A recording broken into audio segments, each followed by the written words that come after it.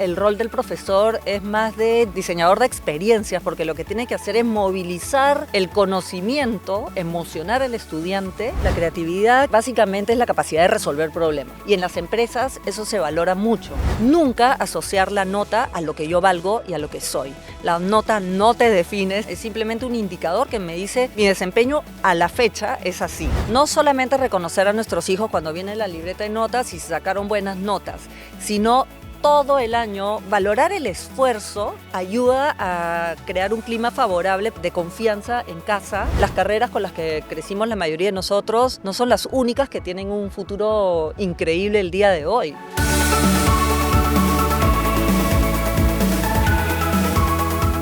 Bienvenidos a nuestro podcast Despierta Mente de los Colegios Villa Cartas y San Pedro. Este es un espacio que hemos querido generar en los colegios para que podamos discutir, conversar sobre temas de interés para toda la comunidad, para padres de familia, profesores, estudiantes, etc. Y el día de hoy tenemos el gusto, el agrado de contar con Carla Olivieri, que nos acompaña el día de hoy. Ella creo que es conocida por todos. Como justo comentamos antes, estás metida en muchas cosas. Has sido rectora y CEO de Local. Estás metida en temas de emprendimiento, eres CEO actualmente de Activa Group, es un grupo, una consultoría, ¿no? Ahora nos puedes contar un poquito del tema, una empresa consultora. Además, tienes mucho tema metido con el tema de deporte y el desarrollo personal también.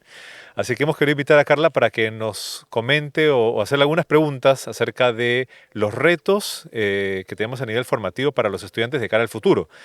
Estamos en un colegio, el futuro inmediato de los chicos es la universidad. Eso implica retos para los chicos y para los papás. Sí. Y también el mundo laboral, ¿no? Hay muchos cambios que están viviendo hoy en día. Y quizá una pregunta que siempre tenemos un poquito en la cabeza, o nosotros como educadores, hay cosas que son nuevas en la educación y cosas que son de toda la vida. Sí. Y a veces el riesgo es lo nuevo porque es nuevo y hay que adaptarlo, adoptarlo y ya está. Y a veces podemos perder de vista las cosas de siempre o que son muy valiosas, ¿no? Ajá. Entonces, bueno, esto es como una pequeña introducción rápida. Te agradezco que estés acá.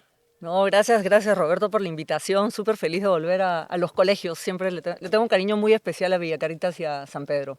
Y nosotros también a ti. Has venido varias veces. Varias veces, sí. Lo tengo muy cerca. Además, uno de mis hijos estuvo un tiempo en San Pedro. La enamorada de uno de mis hijos es egresada de Villa Caritas, o sea que siempre presente. Estamos ahí en la comunidad. En el núcleo familiar. Bien, entonces, como metiéndonos un poquito en materia, es una pregunta amplia y vamos viendo por dónde nos lleva el diálogo, ¿no? Pero tú, en tu experiencia en el mundo universitario y también en el mundo profesional, ¿identificas que hay ciertas características que hoy por hoy son como esenciales que todo alumno tenga, que un alumno al salir del colegio debería o haber ganado o estar trabajando?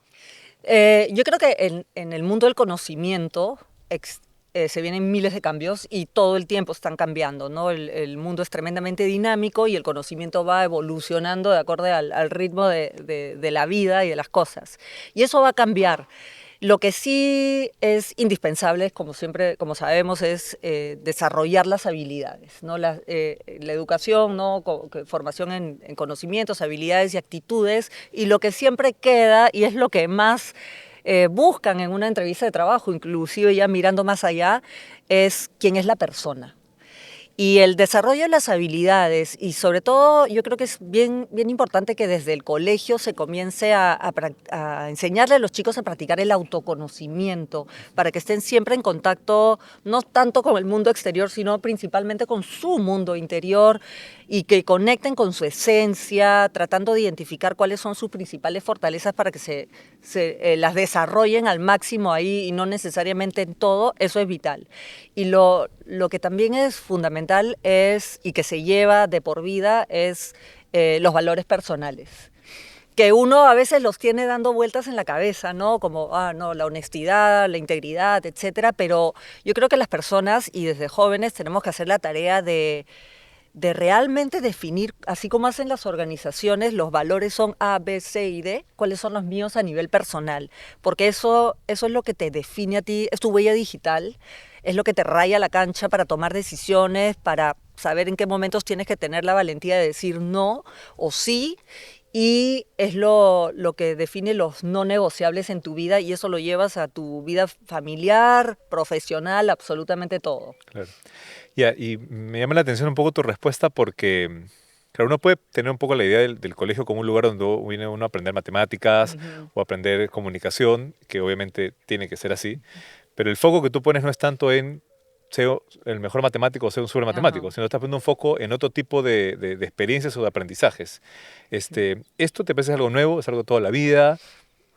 Yo creo que ha estado tácitamente, pero no se, como que no se identificaba, no se catalogaba así tan definido. O sea, por ejemplo, cuando yo estaba en el colegio, el tema de las habilidades ni aparecía en Claro. la currícula escolar y en las universidades tampoco. El conocimiento era el protagonista del salón de clases y del trabajo también, ¿no? El Ujú. conocimiento, pero en la entrevista de trabajo ya te medían a ti.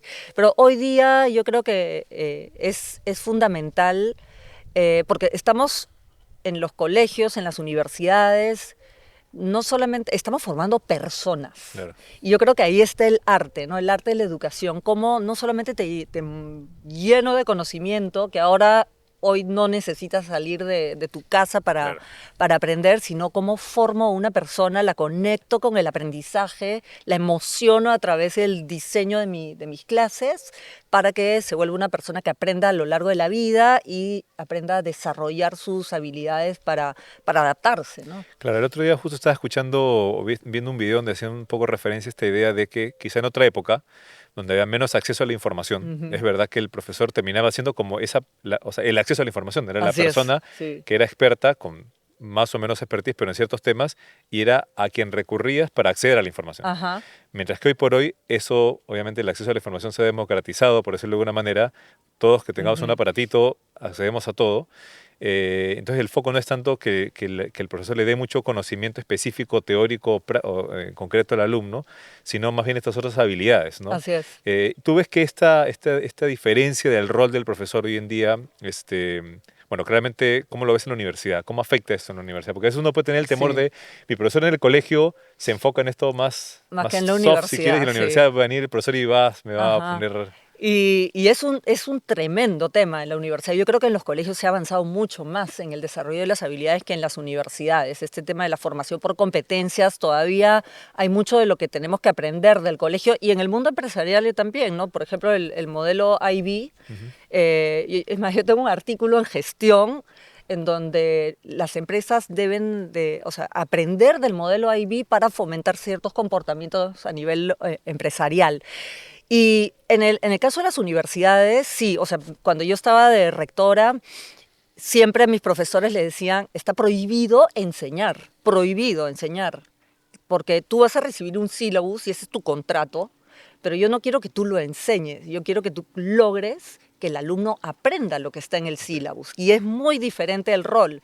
Ahí el rol del profesor es más de diseñador de experiencias, porque lo que tiene que hacer es movilizar el conocimiento, venga de donde venga, pero tiene que emocionar al estudiante para que conecte con él por acá, y te dé Claro. la mano para que siga abriendo la mente, ¿no? Que cuestione, que desarrolle el pensamiento crítico, etcétera.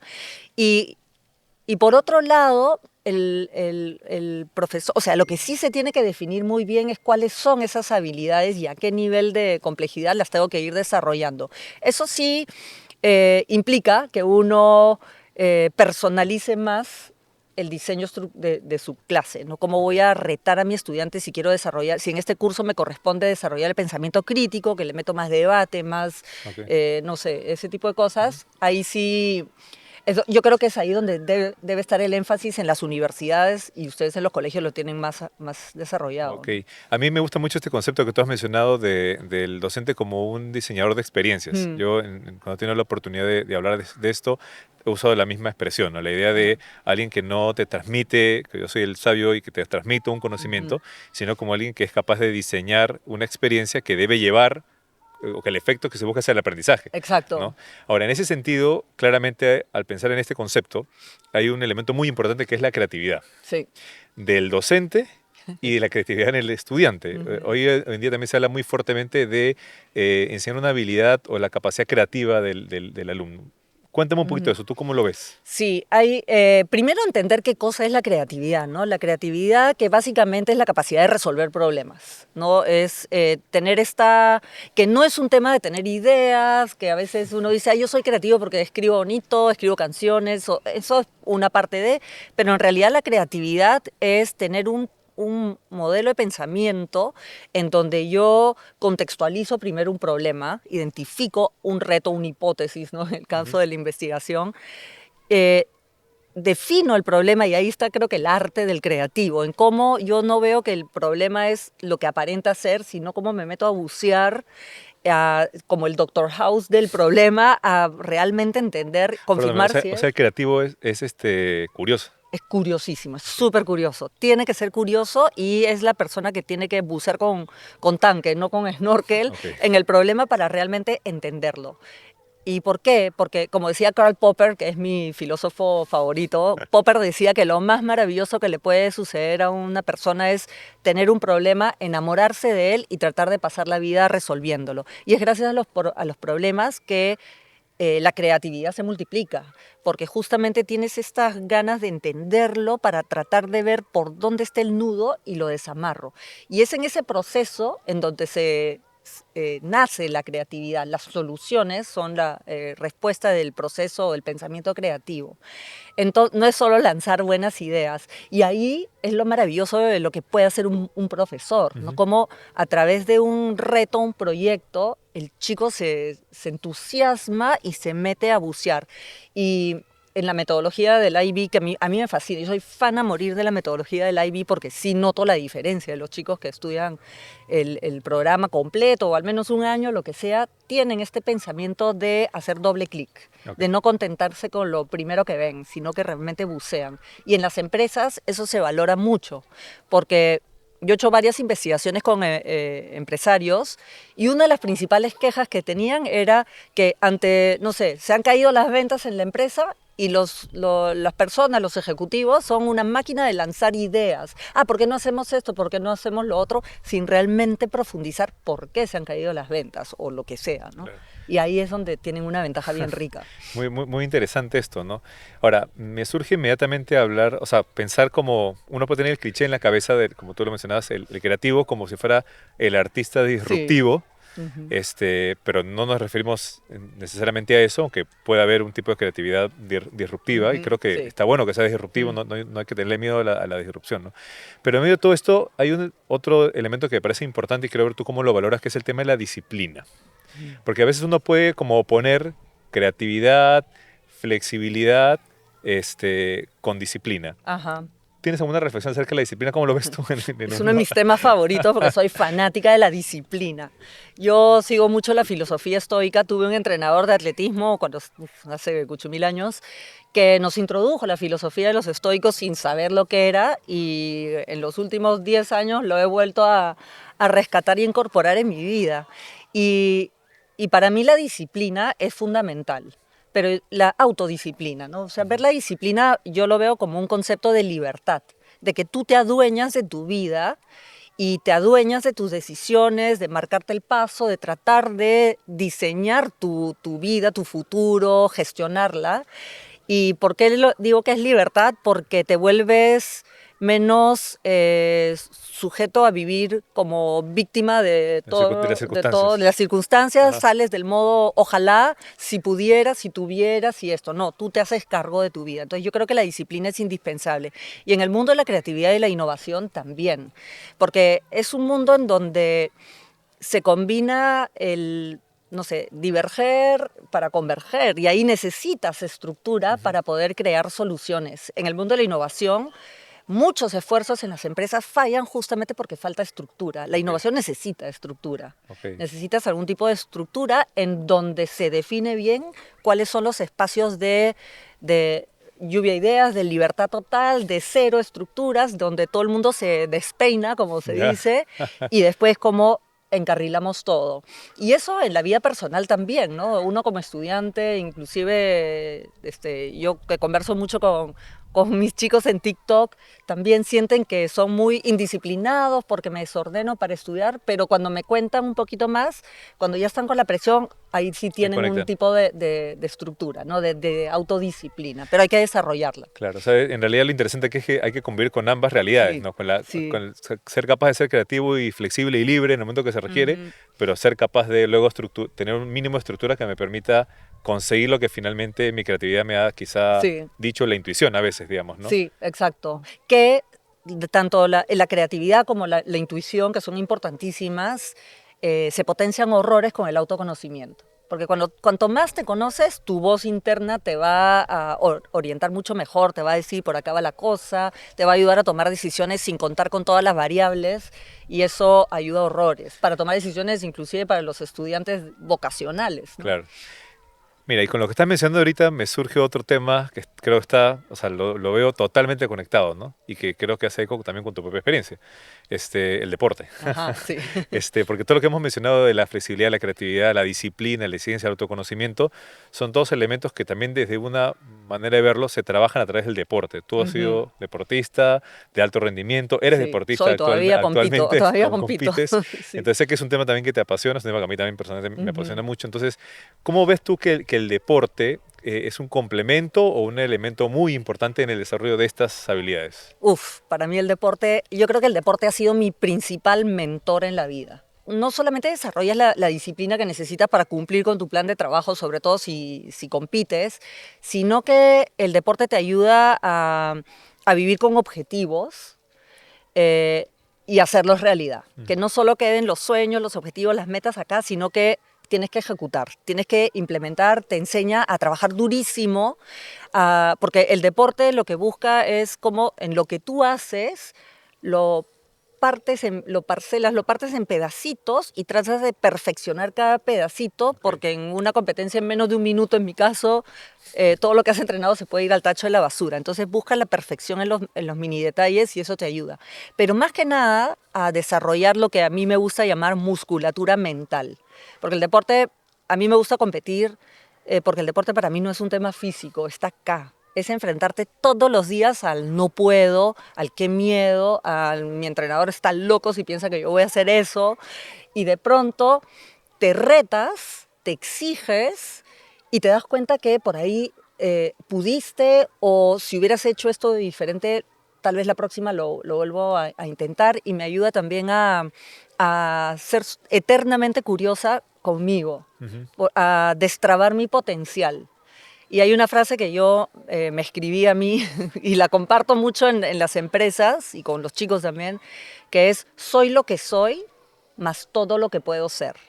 El deporte te ayuda a no creerte un producto terminado, sino que siempre ir destrabando algún espacio en donde descubres que, ah, caramba, no sabía que podía tu esto. potencialidad. Y eso es maravilloso, porque es interminable, es inagotable el potencial que tenemos los seres humanos. Discúlpame, para hacer un zoom en ese aspecto específico, claro, yo trabajo en el colegio, estamos con jóvenes y de alguna manera cuando uno piensa, yo por lo menos pienso en potencialidad, pienso en un joven. O sea, un joven tiene, Ujú. bueno, toda la vida por delante, digamos, ¿no? Y mientras más vamos aumentando en la vida, como que nuestra capacidad potencial se reduce un poco porque ya podemos hacer menos cosas, digamos. Yo, Ajá. a la edad que tengo, me encantaría ser deportista profesional, pero ya no puedo, ¿me entiendes? Entonces, pero pienso mucho en los jóvenes. Entonces, esta idea de la potencialidad y de esas creencias que uno tiene de decir, yo puedo hasta acá nomás y se acabó, Sí. y sorprendernos de que puedo muchísimo más de lo que Ujú. mi propia creencia a veces me dice. Total, siempre, sí. Eso es creo que lo más importante, ¿no? Que eh, el DNI, yo siempre digo, el DNI no define la fecha de vencimiento de mi carrera profesional o mi desarrollo personal. Yo Claro, lo defino justamente si es que me meto en la cabeza ese tipo de creencias, de que así soy yo, hasta acá no más puedo, yo soy una bestia en matemáticas, yo no puedo con esto. Entonces, esta actitud tipo mentalidad de crecimiento es indispensable en todo y hay que sembrarlo en casa, en el colegio, que cuando nuestros hijos dicen, mamá, yo no puedo con matemáticas, solo le dices todavía, ¿no? claro. Todavía, que es dejarle la ventanita abierta al intentar y al intentar uno va descubriendo alguito, ¿no? Y aprender estrategias también de cómo intento. No voy a subirme el cerro en un solo paso, sino De a poco. el primer pasito y el mini logro me va animando a seguir. Claro. Carla, tú también eres madre de 5 hijos, Sí, ¿cierto? O sea, tienes sí. también, creo que tienes mucho que podrías decir como experiencia de mamá, ¿no? Ujú. Y también me gustaría que nos comentes un poquito cuál crees tú que debe ser quizá la actitud o qué consejo darle a los papás que tienen que acompañar o que tenemos que acompañar. Yo tengo 2 hijos chiquitos, pero que a los chicos que ya están por terminar el colegio se enfrentan a la Mm. decisión de la universidad, al trabajo, uno escucha por todos lados que el mundo laboral va a cambiar, que llegó la Ujú. inteligencia artificial y ya se van a cerrar un montón de trabajos y hay un montón de ideas que, bueno, en realidad creo que nadie tiene una bola de cristal, pero pueden generar una cierta incertidumbre. Sí, Entonces, yo como papá, ¿cómo acompaño a mi hijo en medio de esas decisiones tan complejas? sí. Yo hice una investigación en el año 2019, la hice a 450 chicos de quinto de media y al equivalente en papás, Ok, para ver cuáles eran los factores más importantes cuando deciden qué cosa van a estudiar. Y creo 84% de los jóvenes dijeron el factor plata, ¿no? ¿Cuánta plata voy a hacer? 97% de los papás dijeron cuánta plata va a ser mi hijo, como el principal factor. ok. Entonces, ¿qué me llevo yo de esto? Después ya conversando y profundizando, es que la presión que sienten los papás por el futuro incierto de su hijo lo amarran al factor solamente plata. Y los chicos sienten esa presión, escuchan entre sus amigos y que debo decidir según cuánto voy a generar de ingresos. Que es importantísimo, por supuesto que sí, pero la plata te da seguridad, te da tranquilidad, pero no te da todo. Ujú. Yo creo que lo más importante es conversar con los hijos para ver qué es lo que por ahí diseñan su felicidad, ¿no? ¿Cuál es ese futuro? ¿Cómo me veo yo de aquí a 5, 10, 15 años, sonriendo, despertándome los lunes, saliendo de mi cama feliz? ¿A dónde voy? ¿Qué hago? Más o menos por ahí que empiecen a imaginar su película en el futuro, que por ahí van a salir algunas luces de los que podrían ser sus posibles carreras. Y los papás, más valorar el proceso de la decisión, más que la decisión en sí, porque el proceso es bien interesante y el chico debe disfrutarlo, porque se va a enfrentar a mil dudas, por supuesto que sí. Aunque decida qué estudiar, va a estar con la disonancia y Claro. habré Habré decidido elegido bien o bien, no, no, claro. qué sé yo, y tiene que vivir eso, porque la vida es así, está llena de dudas, por ahí se equivoca, igual la vida está llena de tropiezos, pero lo rico del proceso es que el chico tiene que conocerse un poco más para poder decidir. Y ahí yo creo que está el valor de todo. Los papás podemos acompañar a los chicos preguntando. Cuéntame qué estás barajando, qué estás pensando. Generar un clima favorable en casa para que mi hijo me cuente si está mi mamá por ahí. Yo sé que quiere que yo sea, no sé, estudie medicina, que sea veterinario, que sea economista, lo que sea. Y el chico sabe lo que tú no quiere, Sí. pero se muere de miedo de si tú quieres una carrera muy diferente. El chico se muere de miedo de decírtelo porque no te quiere desilusionar. Que tenga claro que la carrera es para él y tenemos que confiar un poquito más en su capacidad y en su criterio de tomar decisiones o al menos de evaluar. Y si viene con una Perdón, o carrera, de equivocarse y de hacer algo al respecto después, digamos, ¿no? exacto, eso es maravilloso. Si se equivoca, es el momento para equivocarse. Cuando están chicos, que se equivoquen. Claro. Después es más difícil, Sí. ¿no? Nos ha Más costado. complejo. Sí. Pero ahora sí, pueden rebotar y justamente de ahí van a aprender un montón. Y si por ahí el hijo te lanza una carrera que no es la que tú tenías en tu portafolio de la Cierto. carrera ideal para mi hijo, nunca decirles que no. Preguntarle, vamos juntos a la charla, quiero conocer un poco más, ¿qué es lo que te anima a estudiar esta carrera?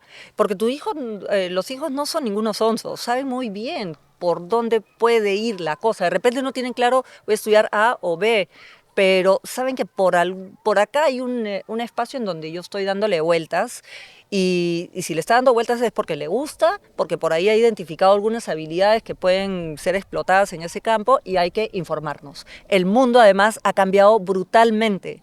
Las carreras con las que crecimos la mayoría de nosotros no son las únicas que tienen un futuro increíble el día de hoy. O sea, yo he estado en la graduación de uno de mis hijos en Londres y empezaron a llamar a las carreras tradicionales, que eran creo que 5, y todas las demás Eran cosas nuevas. eran cosas totalmente nuevas que ni siquiera acá tenemos. Entonces el mundo profesional ha cambiado y con la carrera no termina la vida.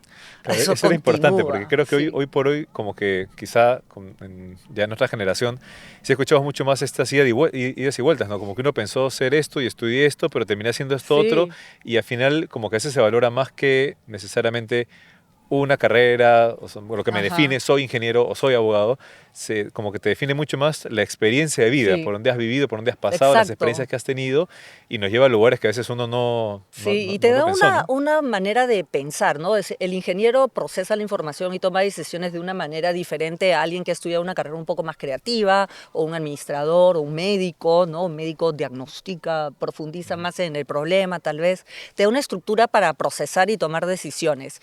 Pero efectivamente yo jamás en mi vida pensé que iba a terminar en educación, y he pasado más de 30, sí, 20 y pico años en educación sin haber estudiado educación. Yo venía del mundo corporativo, era gerente corporativo en multinacionales, en temas de marketing, he trabajado en diferentes países, pero siempre mi vida era el mundo de la empresa. Sí.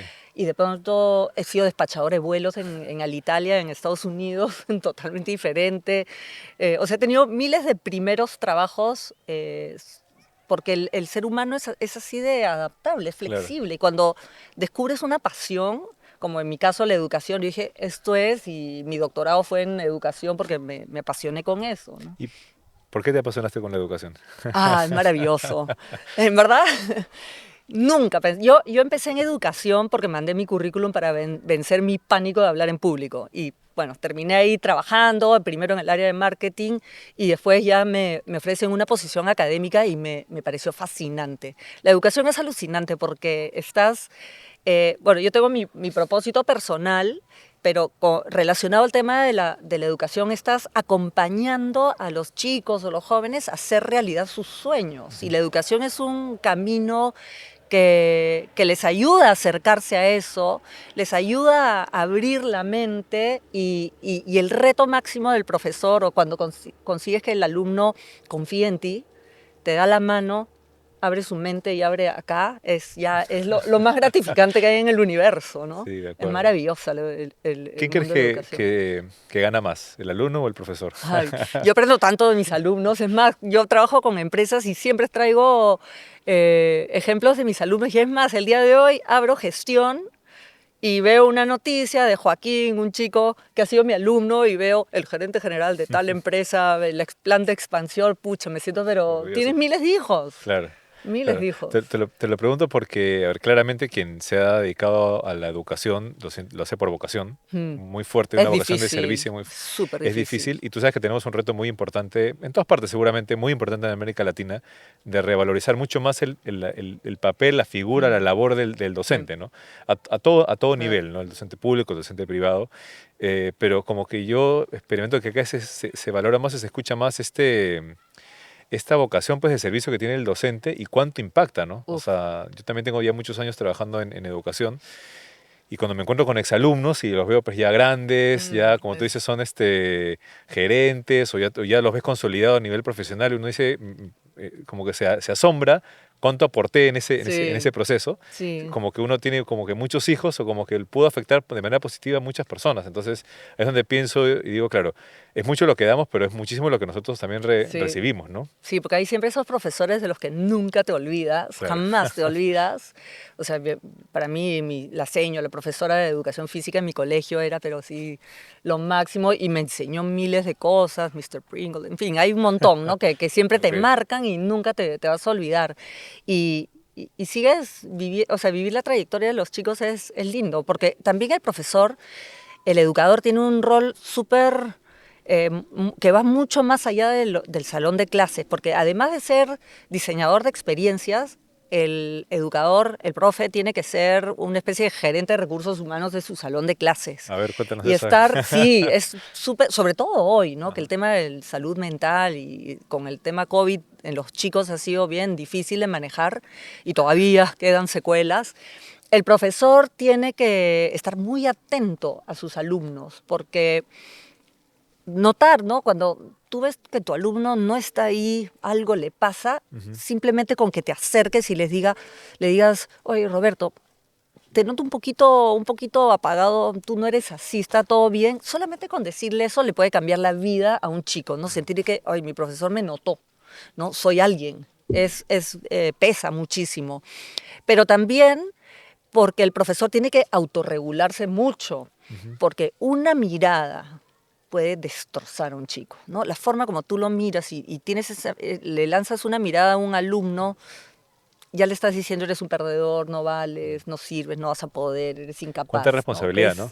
Sí, Cuánta es responsabilidad. muy fuerte el peso que tiene un profesor con una mirada, una palabra, algo que pone en el examen. Por supuesto que no hay que ser permisivo, pero sí ver cómo se forma a la persona, inclusive a través del error, Claro, ¿no? claro.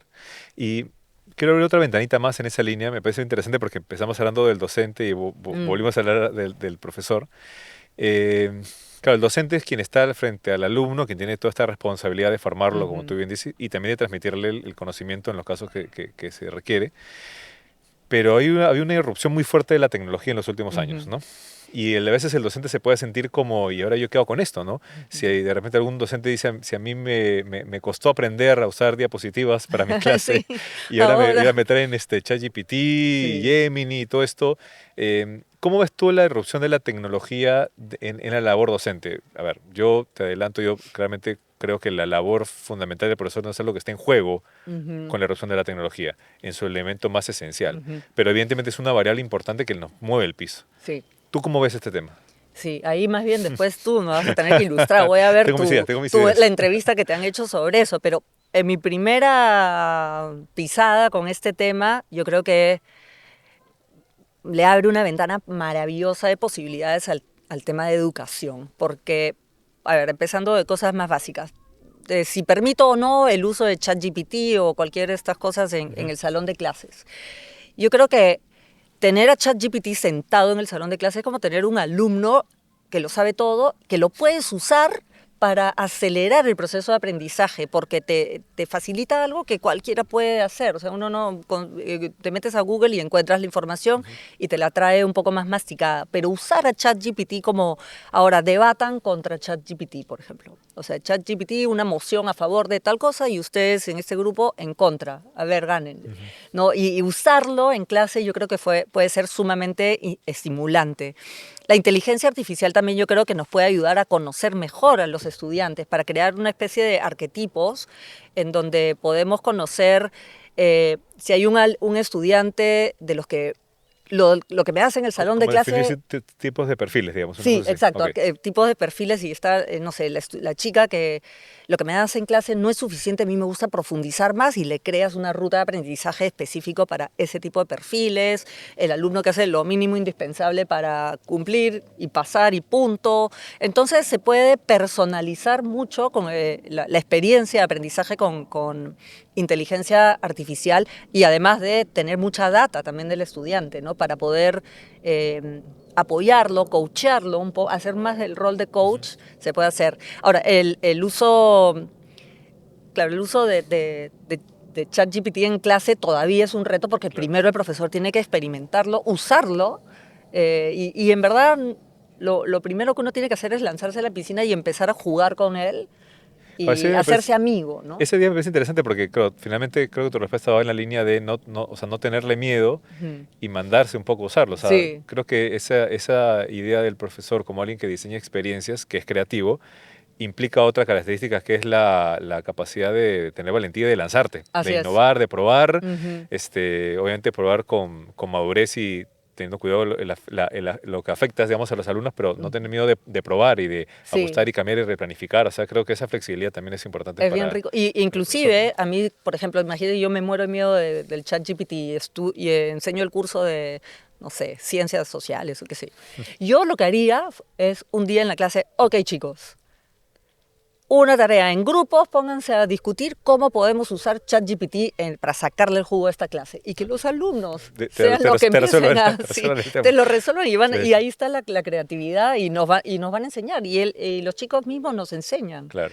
en qué sí, en qué no. Y inclusive el uso del celular, ¿no? También ver, las ventajas que tienen y a mí yo sí siempre he sido de permitir el uso del celular en clase porque también me ayuda a darme cuenta cuando yo estoy siendo aburrida. Ok, Porque igual tengo una reunión de trabajo, cuando estás ahí, puedes estar en un directorio importantísimo, pero si la cosa está aburrida, tú te pones a ver tu celular. Los chicos igual. también, ¿no? Entonces, para mí es un monitor interesante, donde sí estoy justo dándole vueltas a esto, donde no permitiría el celular es en el recreo. Ah, ok.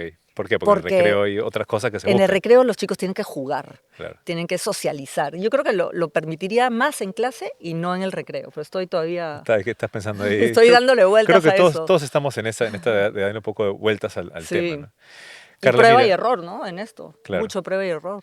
Mira, oye, te agradezco de verdad la visita. Me da un montón de pena cortarlo porque siento que hay más Ah, cosas que no, ojalá que se te repita quisiera entonces. preguntar. Me gustaría como cerrar con quizá una recomendación para los chicos y una Ujú. recomendación para los papás de parte tuya. ¿Qué les podrías recomendar a los chicos y a los papás, como te digo, en este contexto de ir cerrando la vida escolar y preparándome para la universidad y para el mundo laboral posterior?